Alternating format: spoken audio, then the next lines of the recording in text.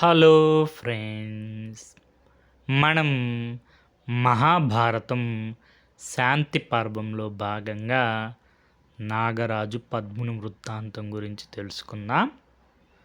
ధర్మరాజు భీష్మాచార్యులు వారిని ఈ విధంగా అడుగుతున్నారు. పితామహ, నీవు అన్ని ధర్మములు నాకు వివరించావు, కానీ ఈ ధర్మములు అన్నిటిలోనూ ఉత్తమోత్తమైన ధర్మం ఏది నాకు తెలియచేయండి అని. దానికి సమాధానంగా భీష్మాచార్యులు వారు ఈ విధంగా చెప్పసాగారు. ఓ ధర్మనందన, అన్ని ధర్మములు మంచివే, అందులో పనికిరానిదంటూ ఏదీ లేదు. ఎవరికి ఏది నచ్చితే దానిని వారు ఆచరిస్తారు. ఆ ధర్మము వారికి తగిన ఫలితాన్ని ఇస్తుంది. ఈ లోకంలో తమకు నచ్చిన ధర్మములను ఆచరించే వారిని మనం ఎంతమందిని చూడడం లేదు. అది అటుండగా ఒకసారి నారద మహర్షి లోక సంచారం చేస్తూ దేవేంద్రుని దగ్గరికి వెళ్ళారు. దేవేంద్రుడు నారదముని ఆహ్వానించి తగు రీతిని సత్కరించి ఉచితాసనం మీద ఆసీనుని చేశారు. ఓ నారద మునీంద్ర, నీవు అన్ని లోకములు సంచరిస్తుంటావు కదా, నీకు ఏదైనా అత్యంత ఆశ్చర్యకరమైన విషయం కనపడిందా అని అడిగారు దేవేంద్రుడు. అప్పుడు నారద మహర్షి దేవేంద్రునికి ఒక కథ చెప్పారు. ఆ కథే నీ ప్రశ్నకు సమాధానము. గంగా నదికి దక్షిణ తీరంలో మహాపద్మము అనే నగరం కలదు. ఆ నగరంలో భృగుడు అనే బ్రాహ్మణోత్తముడు నివసిస్తున్నాడు. ఆ బ్రాహ్మణుడు ధర్మపరుడు, నిత్య సత్యవ్రతుడు, అహింసావాది, ఇంద్రియ నిగ్రహం కలవాడు, తనకు ఉన్నదానితో తృప్తి చెందేవాడు, కోపం అసలే ఎరుగనివాడు, తాను న్యాయంగా సంపాదించిన ధనంతో దేవకార్యములు, పితృకార్యములు, అతిథి సత్కారములు చేసేవాడు. అతనికి తగ్గట్టు అతనికి వినయ సంపన్నులైన కుమారులు కలిగారు. కానీ అతని మనస్సులో ఒక విషయం ఎప్పుడూ మెదులుతూ ఉండేది. ఏ పనులు చేస్తే మేలు జరుగుతుంది, ఏవి ధర్మకార్యములు, వీటి గురించి ఎప్పుడూ చింతిస్తూ ఉండేవారు. అలా ఉండగా ఒకరోజు ఆ బ్రాహ్మణుని ఇంటికి మరొక బ్రాహ్మణుడు అతిథిగా వచ్చారు. భృగుడు ఆ బ్రాహ్మణునికి అతిథి సత్కారములు చేశారు. అతనితో ఇలా అన్నారు. అనగా, నేను తమరి వద్ద నుండి ఉపదేశము కోరుతున్నాను. నేను ప్రతిరోజు ఆత్మదర్శనం చేయడానికి అత్యంత నిష్ఠతో ప్రయత్నం చేస్తాను. కానీ నేను ఈ ప్రాపంచిక విషయంలో నిమగ్నుడు కావడం వల్ల నాకు ఆత్మదర్శనం సాధ్యం కావడం లేదు. నేను ఆత్మదర్శనం ఎలా పొందాలో ఉపాయం చెప్పండి అని అడిగారు. దానికి ఆ బ్రాహ్మణుడు ఇలా బదులు చెప్పారు. ఓ భృగు, నేను కూడా నీ మాదిరే ఆత్మదర్శనం పొందడానికి ప్రయత్నం చేసి ప్రాపంచిక విషయంలో మోహంలో చిక్కుకొనడం వల్ల పొందలేకపోయాను. నాకు సరైన దారి దొరకడం లేదు. కొంతమంది బ్రహ్మచర్యం అవలంబించడం వల్ల, కొందరు గృహస్థాశ్రమంలో ఉండి కూడా, మరికొందరు తపస్సు చేసి, మరికొందరు యజ్ఞయాగములు చేసి, ఇంకా కొందరు నిష్కామ కర్మలు చేసి ఆత్మదర్శనము పొందిదరని విన్నాను. ఇంకా కొంతమంది తల్లిదండ్రులను భక్తితో సేవించి, మరికొందరు భగవంతుని మీద అత్యంత భక్తితోను, మరికొందరు మంచి నడవడితోను, మంచి ప్రవర్తనతోను, ఇంకా కొందరు ఇంద్రియములను నిగ్రహించి శాంతియుతంగా జీవనం గడుపుతూ, మరికొందరు సత్యమును, అహింసను పాటించి ఆత్మ సందర్శనం పొందుతారు. కాబట్టి ఆత్మదర్శనముకు అనేక ధర్మ మార్గములు కలవు, కానీ అది అంత సులభం కాదు. నైమిషారణ్యంలో గోమతి అనే నది ప్రవహిస్తూ ఉంది. అక్కడనే మహాపద్మం అనే ఒక మడుగు కూడా ఉంది. ఆ తటాకం ఒడ్డున ఒక సర్పము నివసిస్తూ ఉంది. ఆ మహాపద్మ తాటక తీరంలోనే పూర్వము మాంధాత తపస్సు యజ్ఞములు చేశాడని అంటారు. ఆ నాగరాజు పేరు పద్ముడు.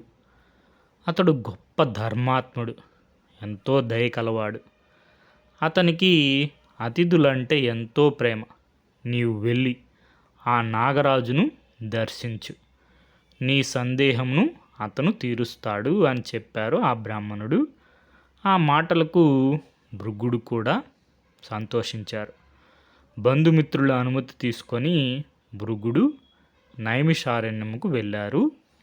నాగేంద్రుడు ఉన్న చోటకి వెళ్ళారు. నాగేంద్రుడి భార్య భృగువును భక్తితో పూజించింది, అతిథి సత్కారములు చేసింది. మహానుభావ, తమరు ఇక్కడకు వచ్చిన పని ఏమి అని అడిగింది.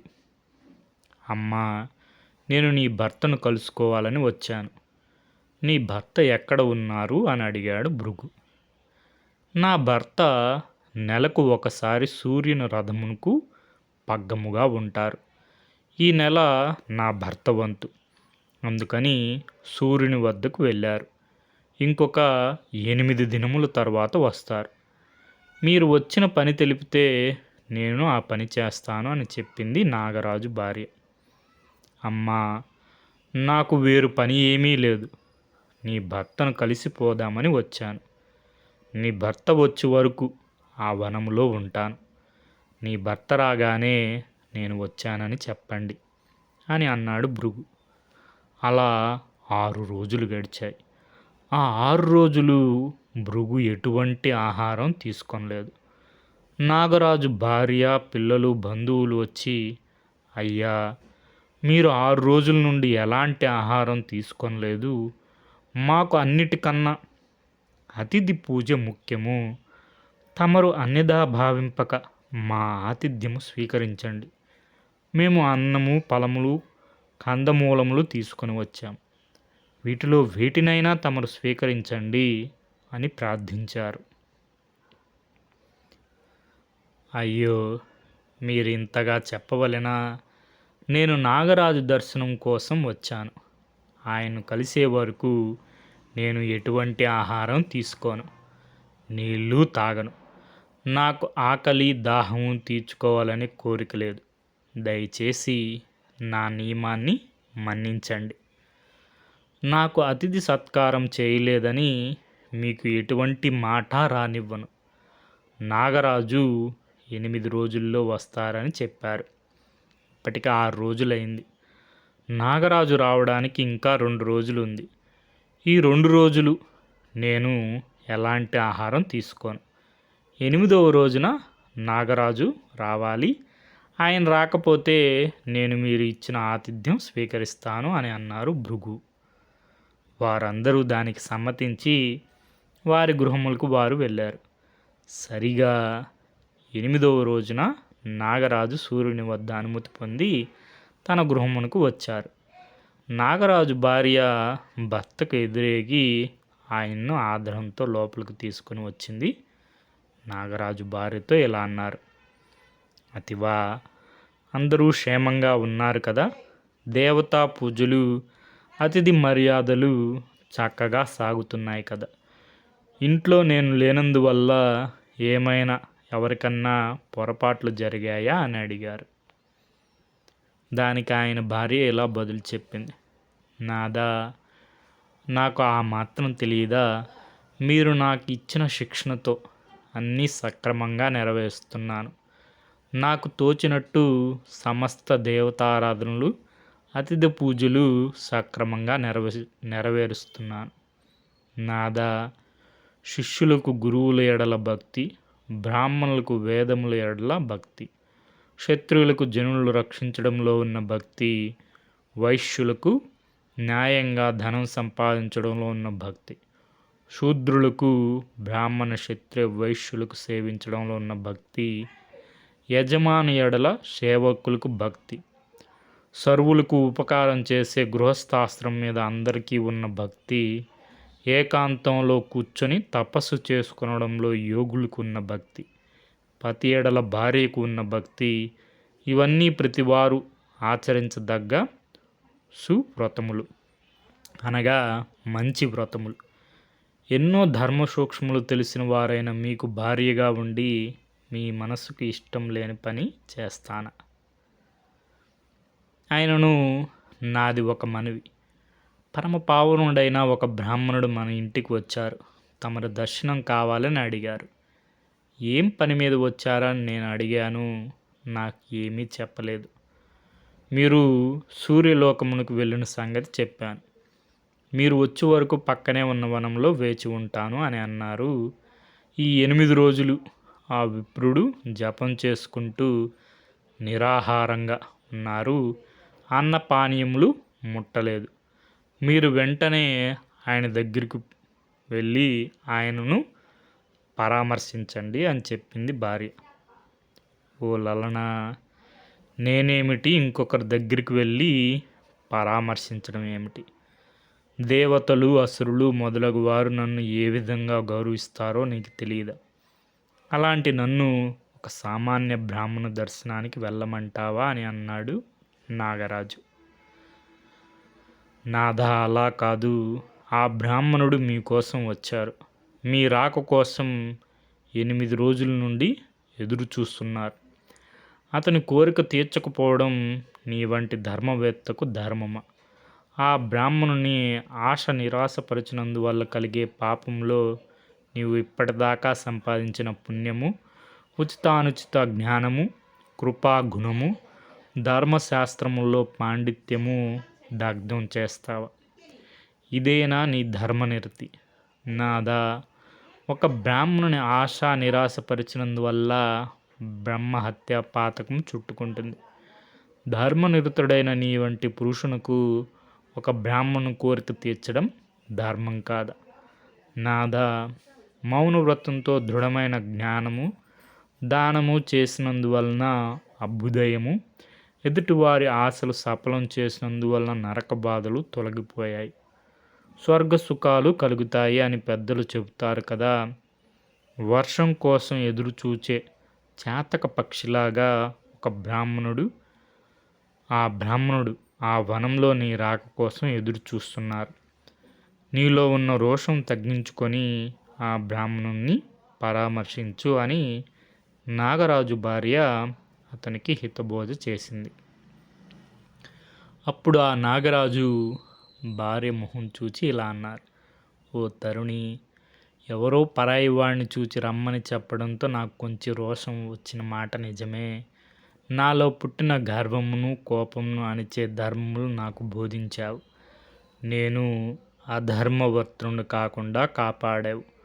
పూర్వము ఈ గర్వము, కోపం చేతనే కదా కార్తవీర్యార్జునుడు, రావణాసురుడు వరుసగా పరశురాముని చేతిలో, రఘురాముని చేతిలో మరణించారు.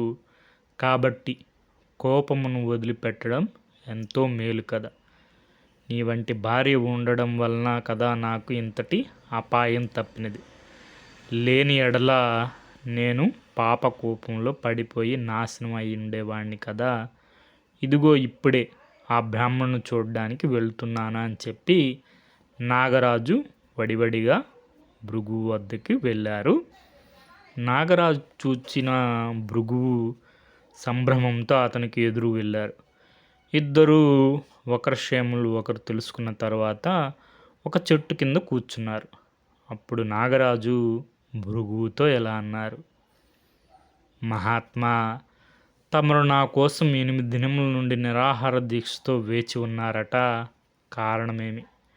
మీ కోరిక ఏదైనా సరే తక్షణం తీరుస్తాను అని అన్నారు.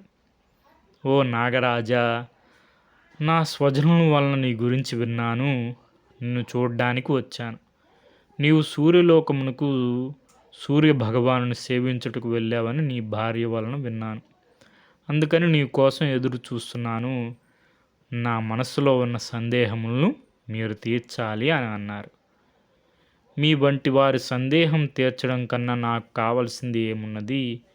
మీ వంటి వారి సందేహం తీర్చినప్పుడే కదా నా జన్మకు ధన్యత చేకూరుతుంది అని అన్నాడు నాగరాజు. ఓ నాగరాజా, నా సందేహముల సంగతి అటుంచండి. అవి తర అవి తర్వాత తీర్చుదురు. మీరు సూర్యరథం వెంట పోయినప్పుడు జరిగిన అద్భుతముల గురించి తెలియచేయండి అని అడిగాడు. దానికి ఆ సర్పరాజు ఇలా చెప్పారు. ఓ బ్రాహ్మణోత్తమ, ఆశ్చర్యములోకెల్లా ఆశ్చర్యము ఆదిత్యుడు. అతని వల్లనే కదా ఈ సృష్టిలోని జీవజాలం అంతా చైతన్యంతో జీవిస్తున్నది. సూర్యకిరణముల ప్రభావం చేతనే కదా దేవతలు, వాలకిల్యుడు మొదలగు మహామునులు, సిద్ధులు, అనేక అనేక పక్షి జాతులు హాయిగా అన్వేషిస్తున్నాయి. ఆ సూర్యుల నుండి వచ్చి వాయువుల వల్లనే కదా నీరు వేడెక్కి మేఘములుగా రూపొంది వర్షములు కురియుచున్నవి.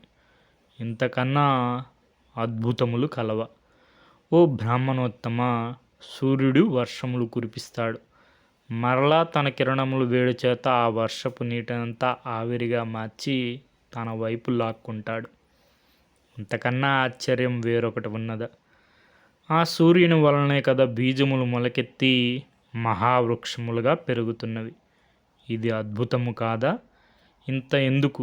ఆ పరమాత్ముడు, నిరంజనుడు, అక్షరుడు, అజరుడు, అద్వయుడు, శాశ్వతుడు అగు పురుషోత్తముడు సూర్యునిలో ద్వారా కాదా వెలుగుతున్నాడు.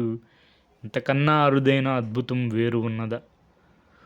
ఒకరోజు మధ్యాహ్నం సమయంలో ఆకాశంలో ఒకరు ఎదురయ్యారు. అతడు సూర్యునితో సమానంగా వెలుగుతున్నాడు. అతన్ని చూచి సూర్యుడు తన చేతిని అందించాడు. అతడు సూర్యుని చేతిని పట్టుకున్నాడు. క్రమక్రమంగా అతడు సూర్యబింబంలోకి చొచ్చుకునిపోయాడు. ఇద్దరూ ఒకటయ్యారు. ఇప్పటిదాకా రథం మీద ఉన్నవాడు సూర్యుడా లేక బయట నుండి వచ్చినవాడా సూర్యుడా అనే సందేహం రథం లాగుతున్న సర్పరాజులందరికీ కలిగింది. నేను ధైర్యం చేసి ఇతను ఎవ్వరు అని మా ప్రభు సూర్య భగవాన్ని అడిగాను. దానికి సూర్యుడు నా వంక ప్రేమగా చూచి ఇలా అన్నారు. ఈ వచ్చిన అతను దేవతలు, యక్షుడు, గంధర్వుడు, నాగజాతివాడు ఎవ్వరూ కాదు. ఇతడు ఒక పేద బ్రాహ్మణుడు. హింసావృత్తితో జీవిస్తుంటాడు. నియమనిష్టలతో జీవితం గడుపుతున్నాడు. ఫలములు, కందమూలములు, నీరు మాత్రమే తాగి జీవిస్తుంటాడు. ఎలాంటి కోరికలు లేనివాడు. తనకు ప్రాప్తం లేని దానికి అరులు చాచేవాడు కాడు. సర్వభూతముల హితము కోరేవాడు. అందుకే అతడు సిద్ధి పొందాడు, సూర్యలోకం ప్రవేశించాడు అని చెప్పాడు సూర్యుడు.